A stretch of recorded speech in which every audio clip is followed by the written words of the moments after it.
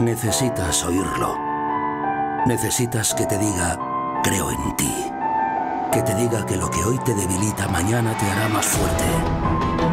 Que el dolor y la soledad nunca son una respuesta, sino la pregunta que da sentido a tu vida.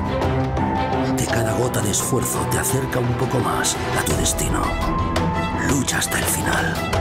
Lucha hasta perder tus fuerzas intentándolo.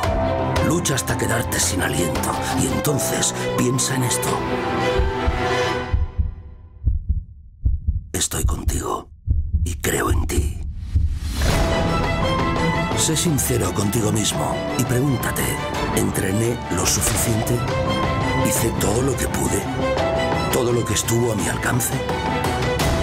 No lo digo para presionarte, lo digo para que te sientas orgulloso. Y en los momentos más difíciles, que los habrá, piensa en esta voz, la que te dice tú puedes. La misma voz que te repetirá una y otra vez, cree en ti y haz lo posible. Esta voz es mi voz, la voz de aquellos que creyeron en todos vosotros desde el principio, la voz que creyó en este proyecto y lo hizo posible.